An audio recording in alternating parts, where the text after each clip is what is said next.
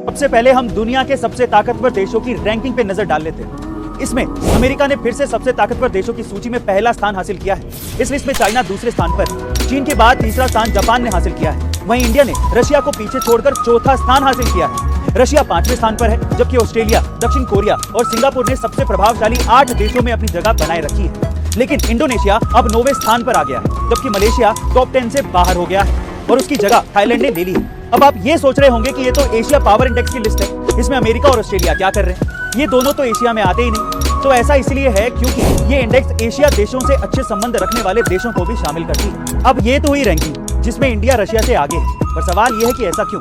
इसकी सबसे बड़ी वजह है इंडिया का बढ़ता डिफेंस सिस्टम और जियोपॉलिटिक्स, यानी कि सभी देशों से अच्छे संबंध। देखिए, हो कुछ यूं रहा है कि रशिया के साथ लगातार डिफेंस डील के बावजूद अमेरिका खुलकर इंडिया का विरोध नहीं कर पा रहा, और रशिया भी किसी भी कीमत पर भारत को अपने साथ रखना चाहता है, क्योंकि रशिया को अफगानिस्तान के ऊपर अपनी पकड़ मजबूत करनी है और इंडिया के बिना ये पॉसिबल नहीं है। और इंडिया भी ये साफ कर चुका है कि रशिया के साथ डिफेंस डील पर वो बहुत आगे बढ़ चुका है और अमेरिका के दबाव में अब वो नहीं आने वाला। इसीलिए इंडिया ने रशिया से कई सैन्य समझौते करके अपने डिफेंस सिस्टम को भी मजबूत किया है, जिसमें चाहे वो S-400 डिफेंस मिसाइल सिस्टम हो या फिर हाल ही में हुई 6 लाख AK-203 राइफल्स की डील। साथ ही लोवी इंस्टीट्यूट की रिपोर्ट में यह भी कहा गया कि अगर इंडिया में कोरोना नहीं होता तो देश बहुत अच्छी रैंक पर पहुंच सकता था।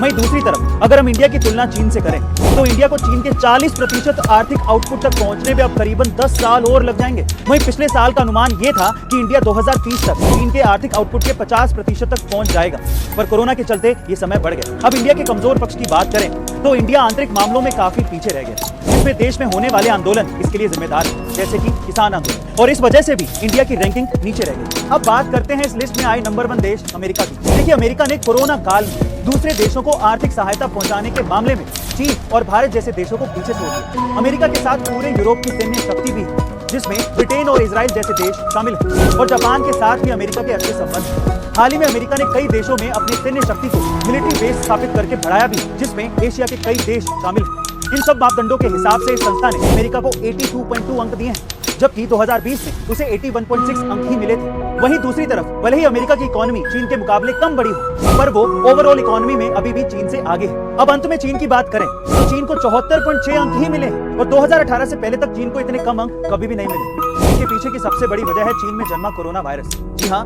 पूरी दुनिया ये जानती है कि चीन से ही ये वायरस निकला था, जो कि बाद में पूरी दुनिया में फैल गया था, जिसके कारण चीन के दूसरे देशों से संबंध बिगड़ने लगे। और यही नहीं, चीन की दूसरे देशों की जमीन पर कब्जे वाली रणनीति भी अन्य देशों को रास नहीं आती, जिसका सीधा फायदा अमेरिका को हो रहा है, क्योंकि अमेरिका उन देशों की तरफ दोस्ती का हाथ बढ़ाकर अपनी ताकत को और बढ़ा रहा है। तो दोस्तों, फाइनली इस लोवी इंस्टीट्यूट के रिपोर्ट के आंकड़े हमने आपको बताए, जिसमें इंडिया ने 2021 इंडेक्स में डिफेंस में अपने अंकों का इजाफा किया, जो कि आने वाले समय के लिए अच्छा